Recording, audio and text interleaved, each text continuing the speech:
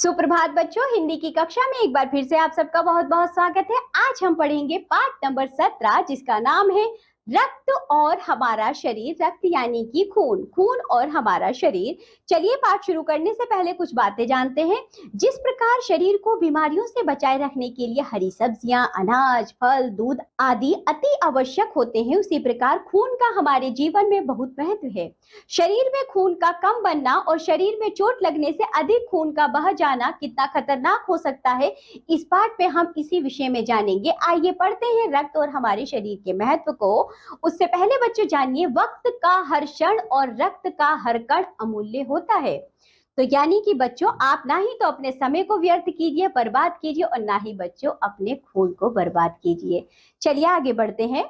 दोनों बहन भाई आयुषी और अनिल एक ही विद्यालय में पढ़ते थे। अनिल बहुत नटखट था। वह झटपट अपना सारा काम करके शरारत करने में लग जाता था, जबकि आयुषी बहुत कमजोर और सुस्त और ढीलेपन का उदाहरण थी। वह सारा काम धीरे धीरे करती थी, उसका किसी काम में मन नहीं लगता था, उसे हर समय थकान महसूस होती रहती थी। वह बहुत ही शांत और सरल स्वभाव की लड़की थी। एक दिन दोनों भाई बहन विद्यालय जाने के लिए तैयार हो रहे थे।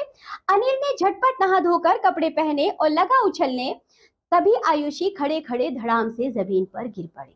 तो बच्चों, इतने में अनिल चिल्लाया, माँ देखो दीदी को क्या हो गया। माताजी रसोई से भागती हुई आई। उधर आवाज सुनकर पिताजी भी दौड़े आए। आयुषी अचेत हो गई थी, यानी कि बेहोश हो गई थी। उसे उठाकर बिस्तर पर लिटा दिया गया। फिर पिताजी ने तुरंत डॉक्टर को फोन लगाया। प्रातःकाल का समय था। डॉक्टर, जो पड़ोस में ही रहते थे, अपने क्लिनिक जाने को तैयारी कर रहे थे। फोन सुनते ही तुरंत आ गए। थोड़ी सी देर में ही आयुषी को होश आ गया। डॉक्टर ने आयुषी को देखा और कहा, लगता है आयुषी के शरीर में रक्त की कमी हो गई, यानी खून की कमी हो गई है। कुछ जांच कराकर देखते हैं। उस दिन अनिल को अकेले ही विद्यालय जाना पड़ा। दोपहर को विद्यालय से आने के बाद अनिल सीधा आयुषी के पास पहुंचा। वह उस समय सो रही थी। अनिल ने पूछा, माँ दीदी को क्या हुआ है। माँ ने कहा, कुछ नहीं, अभी सो रही है। डॉक्टर ने दवाइयां दी हैं, ठीक हो जाएगी। डॉक्टर ने कुछ जांच भी करवाने को कहा है, उसके बाद ही पता चलेगा कि तुम्हारी दीदी को क्या हुआ है। अगले दिन आयुषी के रक्त की जांच करवाने के लिए पिताजी उसे क्लिनिक के ले जाने लगे। रविवार होने के कारण अनिल घर पर ही था।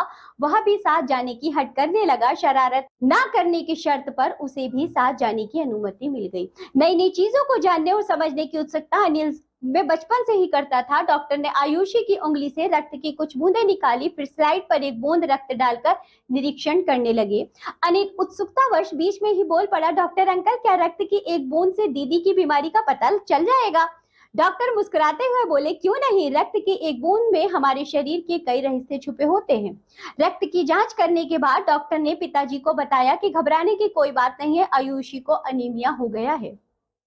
कुछ दिन लगातार दवाइयां खानी होंगी। तभी अनिल बोल उठा, अंकल अनीमिया क्या होता है। वे बोले, अनीमिया को समझने के लिए पहले रक्त को समझाना होगा।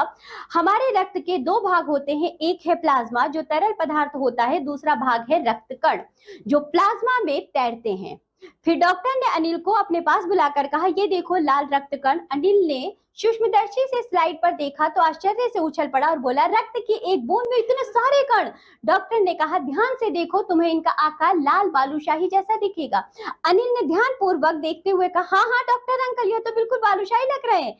डॉक्टर अंकल ने बताया कि रक्त की एक बूंद में लाखों लाल रक्त कण होते हैं, जिनके कारण रक्त का रंग लाल दिखाई देता है। ये कण शरीर के लिए दिन रात काम करते हैं। सांस लेने पर साफ हवा से जो ऑक्सीजन तुम प्राप्त करते हो, उसे हमारे शरीर के हर भाग में पहुंचाने का काम इन कणों का है।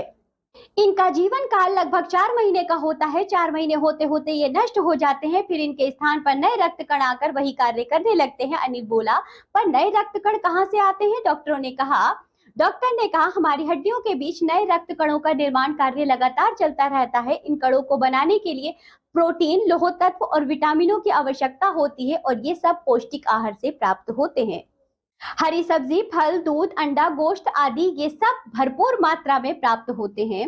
यदि कोई व्यक्ति पौष्टिक आहार नहीं लेता तो नए रक्त कण नहीं बन पाते, जिससे शरीर में रक्त की कमी हो जाती है। लाल कणों की इसी कमी को अनीमिया कहते हैं, जो इस समय आयुषी को है।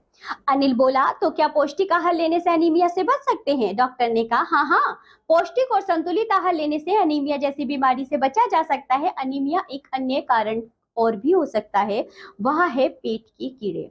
यदि किसी के पेट में कीड़े हों तो वे हमारे आहार को खा जाते हैं और हमें उसका पूर्ण लाभ नहीं मिल पाता।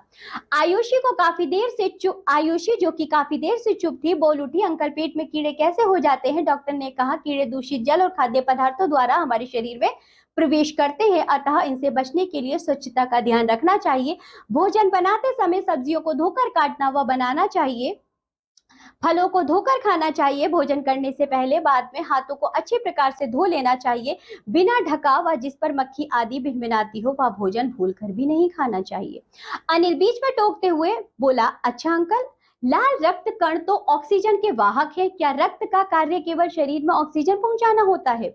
डॉक्टर ने कहा, ऑक्सीजन के वाहक तो केवल लाल रक्त कण होते हैं, रक्त में श्वेत कण भी होते हैं जो हमारे शरीर के रक्षक होते हैं।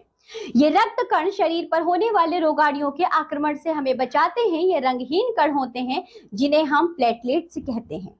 कोई भी रोगाणु जब शरीर में प्रवेश करता है तो ये उनका डटकर मुकाबला करते हैं और उसे मार गिराते हैं।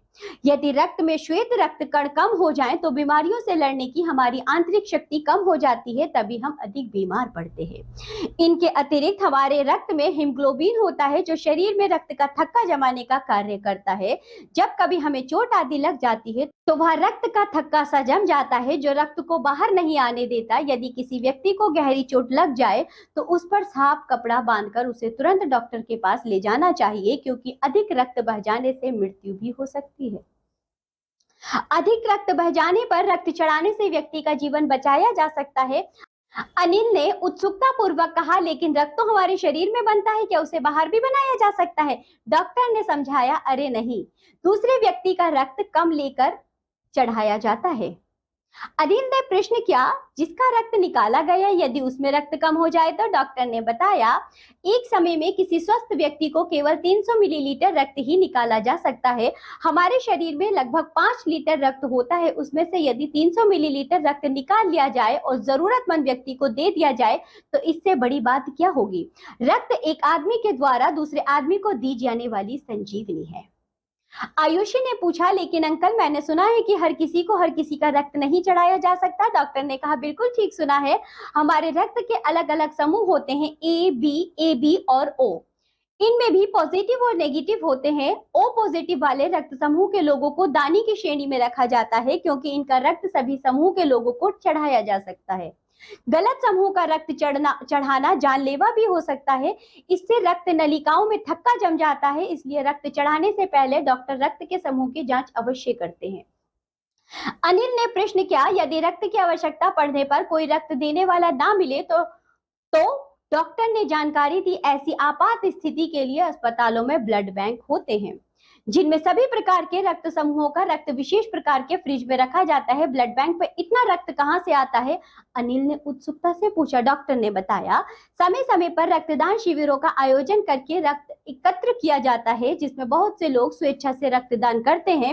इसके अतिरिक्त कुछ लोग अस्पतालों में जाकर भी रक्तदान करते हैं। अनिल, हमारा खून ना तो हिंदू है, ना मुसलमान, ना काला है, ना गोरा, ना उच्च है, ना नीच, खून तो खून होता है। अनिल के पिताजी बोले, लगता है आज ही सारी जानकारी ले लोगे। चलो डॉक्टर अंकल को काम करने दो। अनिल ने हंसते हुए कहा, अंकल, मैं भी बड़ा होकर नियमित रूप से रक्तदान अवश्य क्या करूंगा। तो बच्चों, इस पाठ से हमें यह सीख मिली है कि रक्त अमूल्य है, बहुमूल्य है। रक्त देकर हम जरूरतमंदों के प्राणों की रक्षा कर सकते हैं। यदि करनी हो मानव सेवा, रक्तदान ही है उत्तम सेवा।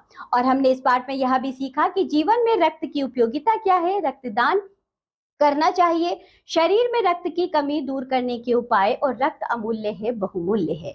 तो बच्चों, इसी के साथ ये पाठ होता है यहाँ समाप्त। अब हम मिलेंगे आपसे अगली कक्षा में, तब तक के लिए बाय बच्चों।